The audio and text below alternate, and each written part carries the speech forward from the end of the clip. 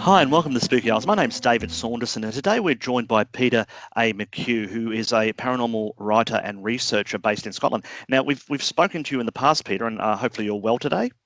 Yes, thank you very much.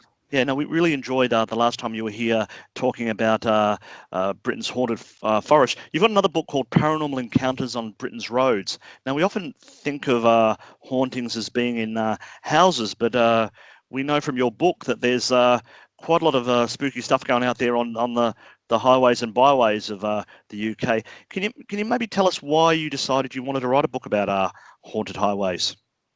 Well, for some time, I tended to take more interest in outdoor ghost reports, hauntings, than those in sort of stately mansions and homes and so on. Part of the reason being that the ghostly house sort of thing is somewhat stereotyped, and it's often hard to know the facts because often these places are private, private residences, and the road ghost type of experience is something that is more democratic. We can all possibly have that experience, and it can happen unexpectedly. And also, I think these experiences on the roads have interesting theoretical aspects to them. I think it's important to look at reports of allegedly paranormal phenomena and see what we can take from them in terms of maybe theory building or forming a hypothesis. And these road ghost cases, to some extent, challenge popular notions. Very popular notion, of course, is that apparitions seen in buildings and houses and other places, for that matter, are spirits. Now, when you actually start looking at road ghost phenomena, they don't necessarily accord very well with that interpretation. Another popular view is that ghostly experiences are recordings sort of impressed on a place by events in the past. And again, when you look at outdoor experiences, they don't all necessarily fit with that interpretation very, very easily. Yeah, no. One of your chapters is, I think, it's titled "Phantom Vehicle and Aircraft." Yes. Aircraft. So, I mean, the idea there being is you're talking ghost cars and ghost planes, and that's Yeah. very, very different to the flesh and blood of an idea of an animal or a human being. Exactly. They're inanimate objects. There have even been reports of phantom buildings, phantom scenery. But certainly these apparitional car experiences, for instance, they do challenge that popular notion that ghosts are spirits, or at least all ghosts are spirits. It's hard to square that with some of these apparitional vehicle reports. So, have you got some of your favorite stories that relate to, say, a phantom car from your book? Well, there are a lot of cases mentioned, quite a few cases mentioned. I could mention a case that goes back to, I'm just looking at my few notes to prompt me here, an incident going back to the late 1945. I actually managed to speak to the witness, Mrs. Helen Kirkland. Now, towards the end of 1945, or at the end of 1945, her husband was a naval officer. And I think they were going on leave, and he'd been based temporarily, at least, at a naval station on the west coast of Scotland at a place called Altby, up in the Highlands. And they were being driven from Altby on the west coast to Inverness, and this journey took them through an area of moorland. And as they were on the journey, Mrs. Kirkland saw bright lights ahead, which didn't surprise her because large naval transports were known to travel along that road. But the oncoming vehicle became obscured by a bend in the road with a sort of embankments on either side or rock. And the driver pulled over and waited and waited and waited, and nothing appeared. And then gingerly he set off again, and to her great surprise, there was nothing on the road ahead. And the driver, I think it was the driver who said to her, "Did you see that?" And the driver had obviously seen it as well. However, the husband, who'd been I think, leaning forward, chatting to the two of them, hadn't seen anything. Now, whether that was because he was preoccupied with his conversation and not taking in what was happening on the road, or simply that he wasn't able to see the site, I don't know. So what do you make of it then? What do you think happened? I don't know. A lot of these events have a sort of theatrical character to them. In this particular instance, I don't know whether there'd been other reports from that same stretch of road, but there are other stretches of road throughout the country where there have, over time, been recurrent sightings of phantom vehicles. The trouble with this is that if they're stretched out over, for example, decades, it's hard to know whether these are just isolated cases which have become grouped together because someone's mentioned one case which has inspired someone else to report an experience he's had or she's had. And it could be that these things are scattered about essentially randomly, and differential reporting can give the impression that a certain stretch of road is particularly haunted when in fact there may be just as many things going on but going unreported elsewhere. So it's hard to know. What time of the days, like with this previous case you just mentioned, what kind of times of the days were they? I'm just wondering whether the people were tired, were they, under the weather? What are the kind of things that are going on there? In the case of Mrs. Kirkland, I think they set out from all be around 6:30. Now, I'm not that was winter, the end of 1945. So I imagine it would have been dark for some time. I don't know how far into the journey that experience occurred, but there have been cases from daytime, and as you say, if it happens at night, it's conceivable that you've got someone maybe who hasn't had a lot of sleep, and it's a sort of hypnagogic hallucination related to sleep deprivation or something of that nature. The interesting thing is that these experiences can be collective. For instance, there was another one. It's a phantom locomotive. It was a man called Mr. Patterson, Bill Patterson, who was travelling with his family. He was a child, he was nearly 5 at the time, in the 1950s, from Edinburgh to the Black Isle in the Highlands, which is a bit above Inverness. And in the Central Highlands, just past a place called Slocht Summit, Bill's brother spotted an old-fashioned looking locomotive coming up a gradient, and Bill saw it too. And one or other of them asked their father to stop, and with the father, the boys went back to the parapet over a bridge where the railway line went under it, and there was nothing to see. Now, Bill, in reporting this, informed me that you could probably see for a mile up and down the line, and I visited the site. And I agree with that assessment. In other words, you would have expected in the time frame reported that they would have seen some trace of the locomotive, had there been one, or maybe some residual smoke. They called in at a pub where Bill's father knew the publican, not far from the site, and no one there knew anything about it. And when they got to Inverness, they called in at the station, and Bill's father spoke to the station master. And as I recall, he phoned the signalman at Slocht and inquired, and the signalman reported nothing. So it was a strange one, and there have been other cases of that sort of type, locomotive trains, being seen that don't, and planes as well. In the Peak District of Derbyshire, Lady Bower Reservoir, that's a site that's supposedly associated with sightings of a sort of Lancaster bomber, World War II vintage. Yeah. I mean, these are the kind of, the real ghost story type stuff, aren't they? That when you read some of the old, book of ghost type stuff, they're always, haunted trains that only come out at certain days of the year or something like that, and people turning up to railway stations that are no longer there or something like that. It's very much from an anthology of TV sort of horror, really, isn't it?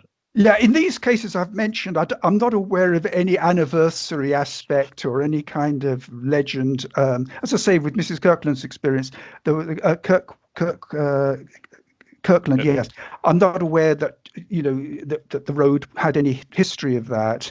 Um, some roads do have get a bit of a reputation. There was another one. It was a case in on the Isle of Skye, which has actually been the setting supposedly for a number of cases like this.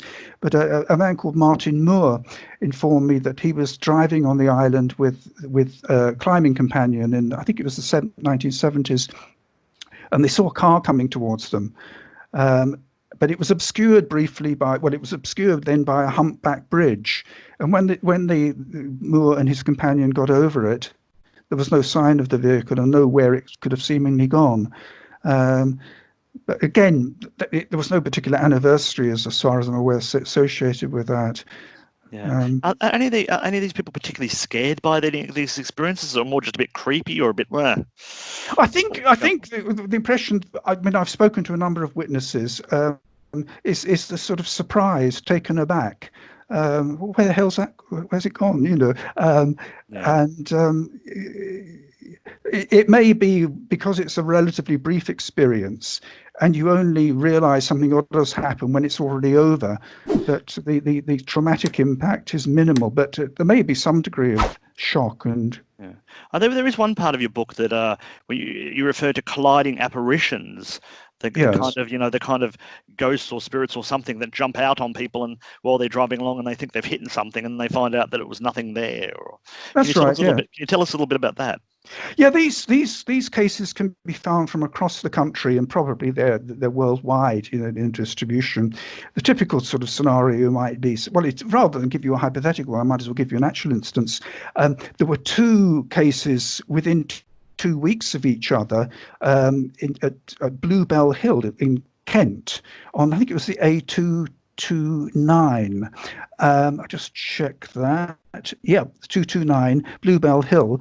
This was in 1992. A man called Ian Sharp was driving south on the road, I think in the direction of Maidstone, and a female figure came into the road in front of him, and she seemed to disappear beneath the car. He got out and checked, there was nothing there. And then 2 weeks later, it happened to a man called Christopher Dawkins. And there was no damage to the car. Typically, there's no damage to the car, suggesting it's apparitional. Although there is another possibility, I have to say, with these things. It's not an idea. I've floated this with people before in writings, and I don't think it's a popular idea. But if you imagine you've had an experience like that, and you call it a police station, and you say, "Look, 10 minutes ago, I was driving down Smith Lane or wherever it is, and a woman ran out in front of my car, seemed to go beneath the car, and I was horrified. I got out and checked, and I can't find any sign of her, and no damage to the car." And then the police go back to the site with you, and they too don't find anything. Now, when a person reports something like that to someone, such as the police, they're obviously reporting from memory. There's supposedly been a perceptual experience which has been remembered, and then it's reported. Now, we tend to think of these things, something has been seen, and the usual way of looking at this is it's either hallucinatory, it could be a paranormal hallucination, or it could be some kind of quasi-physical thing, a materialization or something. But another possibility is that what's happened to the witness is that a false but compelling false memory has been installed. Maybe the person was driving along thinking of their forthcoming holiday, and then a kind of very cogent memory, very compelling, of having just struck a pedestrian enters their mind, alarms them, and they get out of the car and check. So in other words, it could be false memory rather than false perception. I think there's a reason to take this seriously. I'm not saying it always happens. I'm not dismissing the perceptual hypothesis at all, but it's reasonable, I think, to take that seriously, because there are many cases on record, as I'm sure you're very well aware, of missing time, particularly in connection with UFOs. I also remember a case, it was a clinical case from a time years ago when I was working as a psychologist. It was decades ago, this particular case. It was a woman who, I'm not saying there was anything paranormal about this case, but she'd lost her boyfriend or fiance, been fatally injured in a road traffic accident. Now, somehow this woman had convinced herself that her fiance, I'll say it's fiance for the sake of argument, was alive, recovering slowly in a hospital ward, and that she was visiting him regularly. And she was apparently making regular trips, fairly regular trips from her home to the hospital to see him. And this journey would have taken probably 2 hours each way, plus the visiting time. And then, after this had been going on a long time, possibly months, someone who knew the true circumstances, when she mentioned the fiance, she said, "But Mary," or whatever her name was, "he's dead." And this sort of punctured the illusion that she'd been living under, that he was alive. And what was fascinating about the case was that she'd somehow, if we assume it was occurring unconsciously, managed to deceive herself that her memory had been warped, and it was happening on a recurrent basis, because presumably if she was making regular trips somewhere, each time she was having to put in a false memory about what she'd been up to. I tried hypnosis to try to elucidate what had been happening to her during those trips, but she didn't seem to be a very good hypnotic subject, and I didn't get that. But by the time I saw her, she fully accepted that the fiancé was dead, and she seemed entirely normal. In fact, that she was perplexed by how her memory had been so aberrant regarding that detail. Yeah, I mean, it's very interesting what people can think they think. Yeah. Yeah, so little things like that. So, I mean, in your book, you talk about lots of things like phantom figures, and there's some UFO stuff in there as well that we won't talk about tonight, because that we could talk about that forever, really.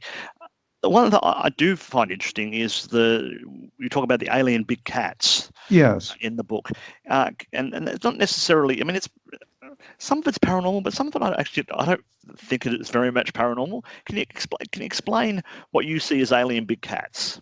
Yeah, well, the word alien in the context of these big cats it doesn't mean from outer space. It just means out of place big cats. Seeing a lion or a tiger or a puma. They're not native to England, basically, or Scotland, or wherever. That's right. Or they're not native to England or Scotland or wherever as it is now. They may have been here, centuries ago, but certainly not native. You wouldn't be thought to be native species now.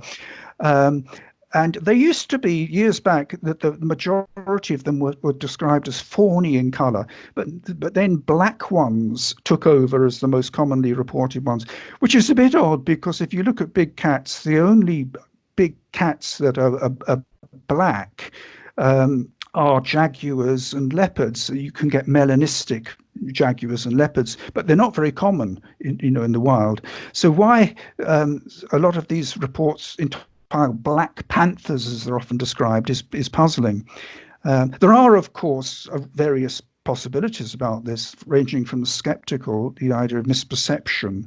It could be that misperceived a black Labrador seen at a distance, moving, stealthily or something, or being misperceived is interpreted as a black cat, a big cat. There are three sort of main biological theories that among, I think, for people who take these sightings literally. One is that these cats have always been here. They've been here for centuries, but they somehow managed to hide out, and they've been very discreet about their presence. I find that hard to believe, because our country we've lost a lot of our countryside now. We don't have a great deal of tree cover in Britain and so on. The second thing explanation is that they've been released into the wild by owners. And in 1976, there was an act passed, the Dangerous Wild Animals Act, which imposed more stringent licensing for owning creatures like that, which would have entailed cost for owners. And it's been suggested that perhaps owners then, rather than having their animals, say, put down, they released them into the wild, or if they couldn't find homes for them. Another possibility is that they've actually escaped from captivity, but the number of reported escapes from captivity of big cats from circuses or wildlife parks and so on I think is quite small. And it's hard to think that you can account for the volume of sightings. Of course, another possibility which has been suggested, for instance, Merrily Harper, who's written an interesting book called Mystery Big Cats, she proposes a more paranormal explanation that these cats are basically kind of entities entering our world from a sort of nether world. She calls them diamonds or daimons. I'm not quite sure how you should pronounce that word. Basically, what some people might say are creatures from other sort of dimension or parallel world. I say it's my own theory. It's not my own. It's one possibility I consider is that these cats are temporary orchestrations. They don't have an enduring existence. They're theatrical phenomena engendered by a tricksterish higher intelligence that puts on performances every now and again, a bit like a repertory company that you don't know you're at the theatre and then suddenly an act is sprung on you. But so after the sighting ceases, the cat hasn't gone anywhere. It's simply ceased to exist. It's a stage proper creation of the moment. Do you have any particular cases that involve, I assume there's cases of people driving down the road on a lonely dark night and they've seen a big cat? Do we have cases of that? I don't have it. I mean, to be honest, these cases are with variations are much of a muchness, and some of them, if you take them at face value, it's actually hard to attribute it to misperception. I mean, there was one case in Somerset I mentioned in the book where two women were driving on a lane and they saw a large, I think it was a large cat with enormous teeth, and it threw itself against the car and left a dent, or maybe more than one dent, I can't remember. Now that doesn't sound like a misperception of some small, pussy going across the road. So I'm open-minded about this. I think the idea of being dismissive and taking an outright skeptical view and saying that it's all down to misperception is foolish. On the other hand, there are cases that probably do fit into the misperception category. There was one in Essex some time ago where a lion was reported, and a big search ensued, lasted a day or so. I can't remember the precise time now, but nothing was found. I don't think anything had been reported missing from a zoo or anything like that. And there was a suggestion it was someone's Maine Coon cat. A woman, suggested it was her cat called Teddy Bear. It had been misperceived and misinterpreted. I find probably the alien big cats the most likely to believe of the book. Not that I don't believe your book, but you know what I mean? Because I just actually think sometimes it probably just is someone has let a cat out, or it's a feral cat, or something's happened where they're, as you say, in the 70s, they've dropped, some cats out there in the wilderness and they're still about. I don't find that hard to believe. Yeah, well, one was trapped. This may have happened more than once in the Highlands. There'd been a loss of sheep, I think, on the Cannock estate in the Highlands. This was some years ago, and a farmer set a live trap, and they trapped a female puma, and it was transferred to the Highland Wildlife Park near Aviemore. And it was given the name Felicity. There was some question about how old it was and how long it had been there. Someone wrote to the farmer claiming to be a prisoner in southern England and claimed that I think either he or a friend, I think it was he had on behalf of a friend or had been given a couple of these big cats, but who could no longer look after them, and he'd released them in the Highlands. Now, whether that story was bogus or not, I don't know. So there may be the odd, genuine cases fitting all these categories. Anyway, it's all very interesting, and it's all in the book Paranormal Encounters on Britain's Roads. It's available on Amazon, and I do think it opens up to sort of this is the more exciting ghost stuff, I think, because I mean, as I say, it's like the kind of stuff where you read about people on a lonely highway at the middle of the night and seeing something strange going on, and I always think that's something we could all share because we've all done it once or twice. I would say, just to go back to the colliding apparitions, if you look at the chapter on that, the number of cases and the apparent geographical concentration in some areas does give pause for thought. I don't think these colliding apparition cases can all be attributed to folklore and some kind of misperception based on a folkloric belief. Yeah, no, especially if people are seeing it more than once. It's not like and people are also not necessarily reading all the same books, are they? Might be if there's been something in the newspaper that week, they might have seen, but you can't say that everyone's reading the same old folklore or something like that anymore, especially on highways. The other thing about these colliding apparitions, for instance, is that if you take stretches of road which have a reputation for being associated with them, the actual things seen aren't all the same, or aren't necessarily the same. With a classic ghost story, it's the woman in black, and each time the thing is seen, it's the woman in black. That kind of thing. But if you look at these cases of stretches of road where there've been recurrent colliding apparition reports, if you go through the different reports, they differ quite a bit. Sometimes the sex of the person seen is different. It might be a male figure. It might even be something vague, that looks a bit like a sheet of plastic that seems to strike the car, but when the person gets out, they see nothing. That kind of thing. So it's definitely food for thought, and I would suggest I'd actually like to continue to talk about that, but we've run out of time. So anyway, Peter, thank you. It's always a pleasure. And as I've said, your book, both your books, Paranormal Encounters on Britain's Roads, and I don't want to give it the wrong name. What was the name of the Haunted Forest books? The Britain's Paranormal Forests, Encounters in the Woods. Yeah, I must say that was actually the publisher's title. I wanted to go for a more conservative thing like Paranormal Encounters in Britain's Woodlands, but they thought it was clunky, so they gave it Britain's Paranormal Forests. Well, it doesn't matter what the title on the book is. The book's fantastic. So anyway, thank you, Peter, and hopefully we can talk again about some other spooky subjects sometime in the near future. Thank you very much. See you later. Bye-bye.